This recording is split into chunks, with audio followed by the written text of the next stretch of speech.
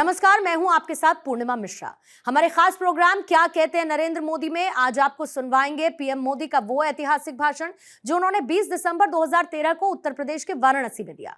अपने भाषण में मोदी जी ने कहा कि हम खोखले वादे करने वालों में से नहीं हैं। देश वादों से ऊब चुका है। देश ने बातें बहुत सुनी हैं, उपदेश भी बहुत सुने। इसीलिए आज मैं कहता हूं कि हम वादे नहीं इरादे लेकर आए हैं और हम इरादों को पूरा करने की क्षमता भी रखते हैं। जब जब हिंदुस्तान की चर्चा होगी, भूतकाल में जब जब हिंदुस्तान की चर्चा हुई है, गंगा मैया की चर्चा के बिना हिंदुस्तान की चर्चा अधूरी होती है। भाइयों बहनों, औरों के लिए गंगा एक नदी हो सकती है, हमारे लिए गंगा सिर्फ नदी नहीं, ये हमारी मां है, मां।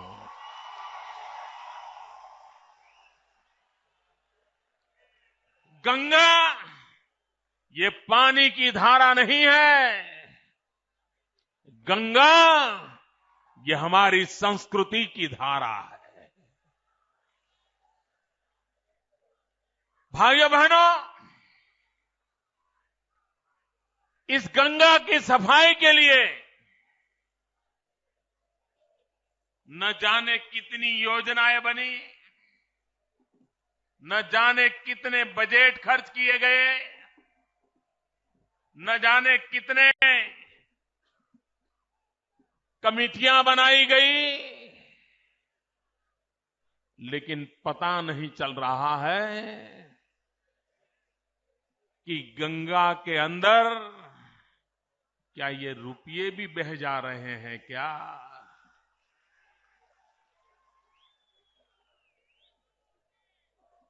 भाइयों बहनों, गंगा का शुद्धिकरण छोड़िए, कम से कम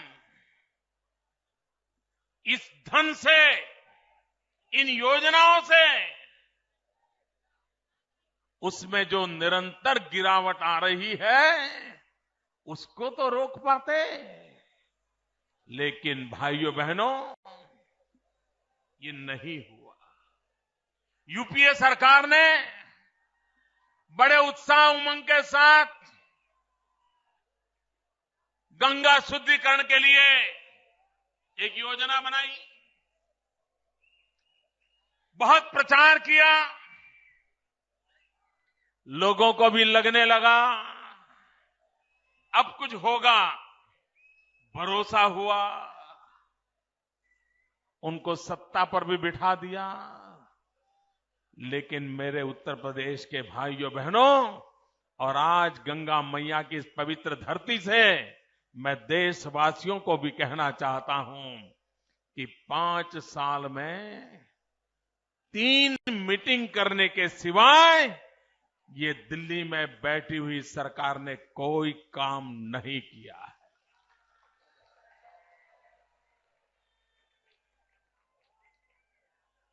मैं दिल्ली की सरकार को आग्रह करता हूं, प्रधानमंत्री जी को आग्रह करता हूं, जरा देश के सामने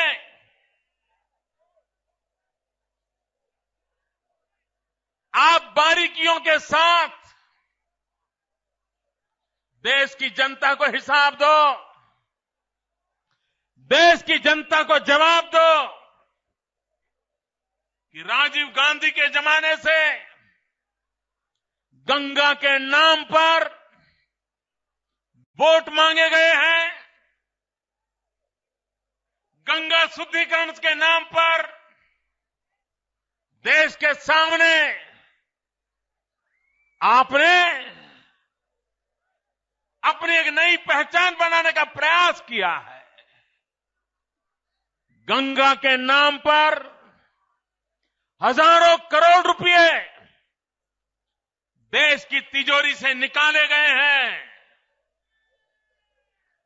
देश की जनता हिसाब मांगती है, जवाब मांगती है कि गंगा शुद्धिकरण के लिए आपने क्या क्या किया, कब किया, कैसे किया,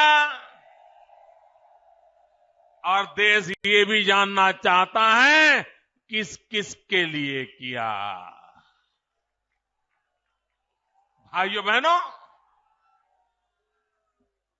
आप मुझे बताइए, अकेले गंगा के मुद्दे पर मैं देशवासियों को भी कहना चाहता हूं, उत्तर प्रदेश के भाइयों को विशेष रूप से कहना चाहता हूं, गंगा के नाम पर जो देश के नागरिकों को मूर्ख बनाया गया है, उनको अंधेरे में रखा गया है, उनके साथ चीटिंग हुआ है। क्या भाइयों बहनों, गंगा जैसे पवित्र काम में भी इस प्रकार का पाप करने वाले लोगों को फिर से सरकार बनाने देनी चाहिए? मुझे पूरी ताकत से बताओ भाइयों, जिन्होंने गंगा के साथ खिलवाड़ किया उन्हें सरकार देनी चाहिए, जिन्होंने गंगा को अधिक बर्बाद किया उनको सरकार देनी चाहिए। ये देश उनको दे सकते हैं?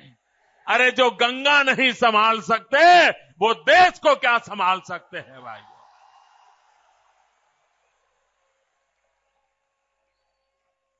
भाइयों बहनों, आप ये गलती मत करना कि गंगा अशुद्ध होने का कारण सिर्फ उत्तर प्रदेश में से जहां से गंगा बह रही है वो इलाका है। मित्रों, गंगा के शुद्धिकरण के लिए पहले दिल्ली को शुद्ध करना पड़ेगा, लखनऊ को शुद्ध करना पड़ेगा, तब जाकर के गंगा शुद्ध होगी। इन लोगों के रहते हुए, इन लोगों के बैठते हुए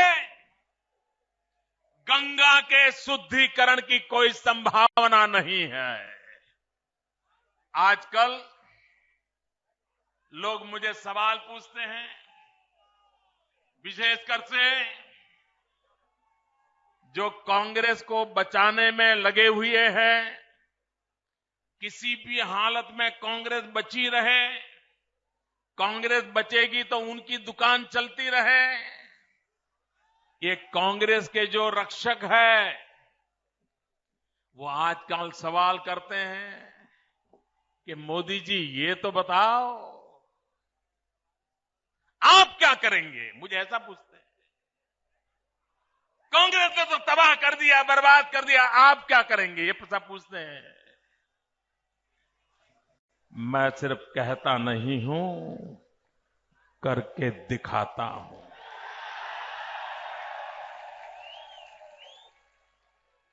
और जिनके मन में ये सवाल है,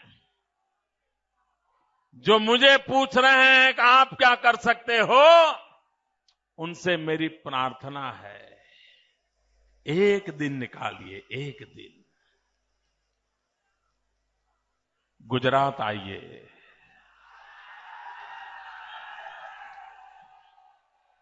अहमदाबाद की धरती पर आइए, साबरमती के किनारे पर जाकर के खड़े रहिए। और आज से 10 साल पहले का साबरमती नदी का रूप एक गंदी नाली बन गई थी। महात्मा गांधी के साथ जो साबरमती की नदी का नाम जुड़ा था, साबरमती के संत तूने कर दिया कमाल। हर गली मोहल्ले में साबरमती की बात होती थी। आजादी के आंदोलन के साथ साबरमती जुड़ी हुई थी, लेकिन वो साबरमती गंदी नाली के सिवा कुछ नहीं बचा था। आज जाकर के देखिए, शहर के बीचों बीच शुद्ध नर्मदा के जल से साबरमती नदी लबालब भरी है और साबरमती बह रही है। भाइयों बहनों, आपको भरोसा है जरा पूरी ताकत से बताइए, आपको भरोसा है?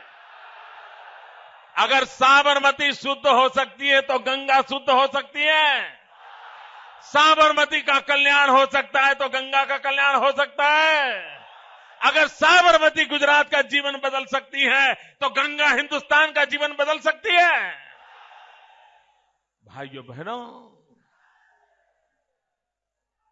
हम खोखले वादे करने वाले लोग नहीं हैं। और उत्तर प्रदेश के मेरे भाइयों बहनों,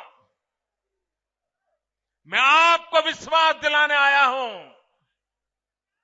हम वादे नहीं, इरादे लेकर के आए हैं, इरादे लेकर के आए हैं।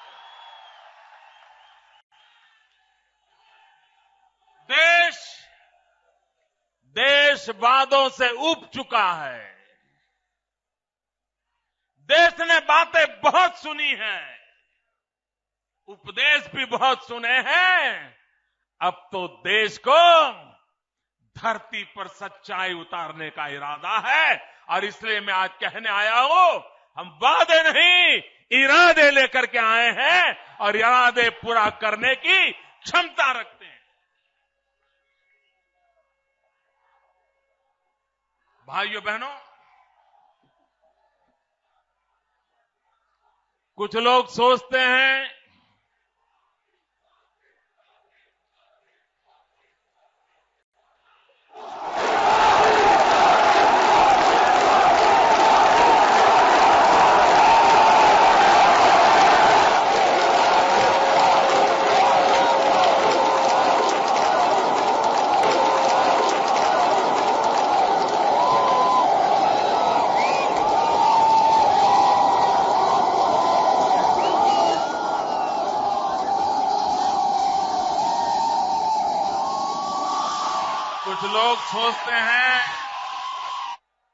कि हिंदुस्तान की राजनीति में उत्तर प्रदेश का महत्व इसलिए है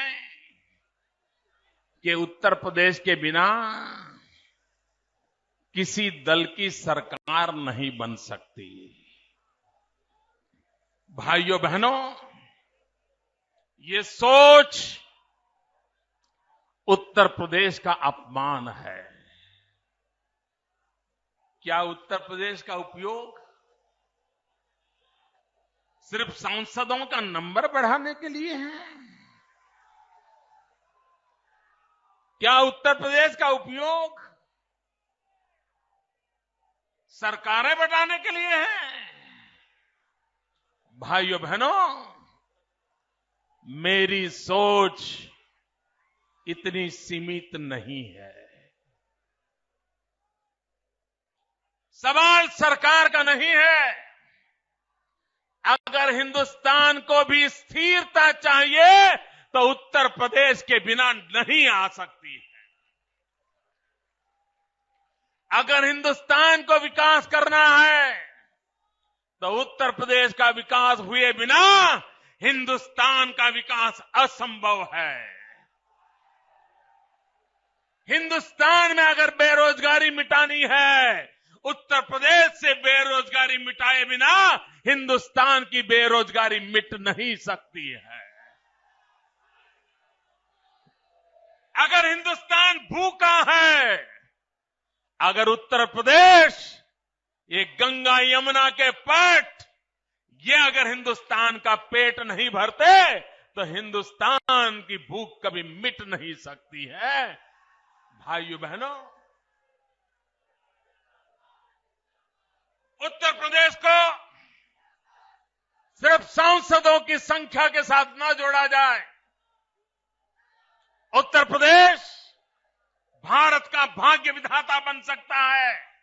उत्तर प्रदेश समृद्ध भारत की धरोहर बन सकता है। उत्तर प्रदेश विकास की नई ऊंचाइयों पर ले जाने के लिए एक बड़ा ताकतवर इंजन के रूप में देश के सामने उभर सकता है।